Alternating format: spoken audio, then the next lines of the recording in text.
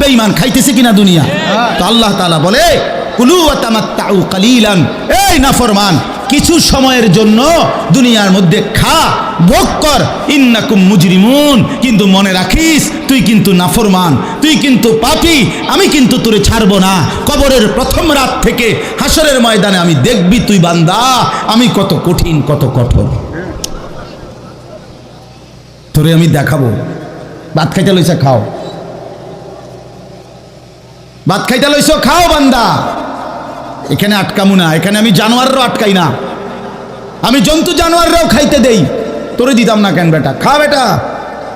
কিন্তু ইন্নাকুম মুজরিমুন, মনে রাখো 7টা বাজে নাস্তা করতে বসছো, আল্লাহ যেন ডাক দিয়ে বলে বেঈমান খা, ঠিক আছে নাস্তা, কিন্তু মনে রাখিস ফজরের নামাজ পড়স নাই, আমি হিসাব রাখছি।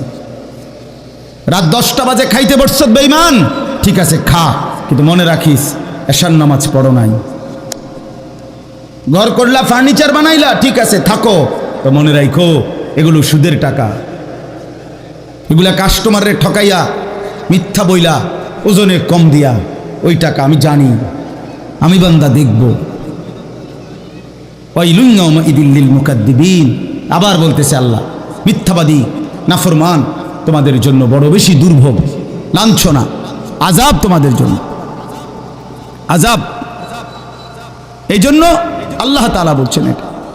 এরপরে আবার বলে দেখেন ওয়া ইযা কিলা লাহুমুর কাউ লা ইয়ারকাউন, এই ছেলেরা তোমরা সবাই শোনো, আল্লাহ তাআলা আবারও বলতেছে সমস্ত মিথ্যাবাদী নাফরমান তোমাদের জন্য হাসরের ময়দানে কেন লাঞ্ছনা হবে, এর প্রধান কারণ ওয়া ইযা কিলা লাহুমুর কাউ লা ইয়ারকাউন, যখনই বলা হতো নামাজ পড়তে, যখনই বলা হতো রুকু করতে, যখনই বলা হতো সেজদা দিতে, লা ইয়ারকাউন, আল্লাহ তাআলা বলেন সে রুকু করে না, সেজদা দেয় না, নামাজ পড়ে না, নামাজ পড়ে না।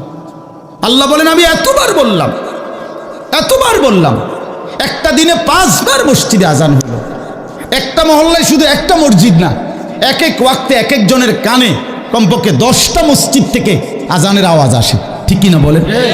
কিরে বান্দা এত শক্ত হইলি কেমনে বান্দা, আমার এত বড় আসমান ও জমিন দিয়া, এত বড় কায়নাত দিয়ে বান্দা আমি তোকে লালন পালন করলাম, বিনিময়ে তুমি একটা সেজদাও দিলা না। 365 দিনে খোদার একটা বছর কোনো দিন ফজরের নামাজ পড়লা না, এ কেমন জিন্দিগি বাপ? এত এত কঠিন মানুষ কেমনে হয়, এত পাষাণ মুসলমান কেমনে হয় বাপ বলেন? আর কতগুলো কথা বললে বলেন।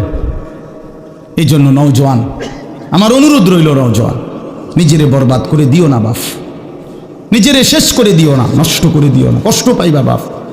একদিন কবরে তোমার 14 গোষ্ঠীর কেউ থাকবে না, একদিন হাসরের ময়দানে তোমার পাশে কেউ থাকবে না, তুমি শুধুই একা।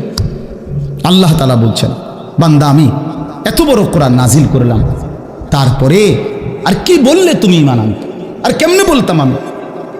নবীজি জিজ্ঞেস করবে, খোদার কসম নবী জিজ্ঞেস করবে, উম্মত 23টা বছর আমি দিন রাত কাঁদছি রে উম্মত, তুই জানোস না উম্মত আমি তোর জন্য কি পরিমাণ কাঁদছিলাম, সারাটা রাত আমি কেঁদেছি, তায়েফের পাথরের আঘাতে আমার পিঠ ছিদ্র ছিদ্র করে ফেলছে, আমি ক্ষুধার কষ্টে পেটে পাথর ভাঙছি, আমার ঘরের চুলায় আগুন জ্বলে নাই,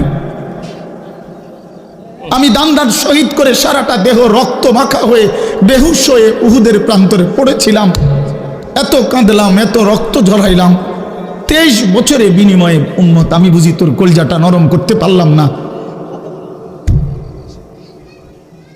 কি বলবেন ভাইয়া? এই ছেলেরা বাপ কি বলবা তোমরা বলো দোস্ত?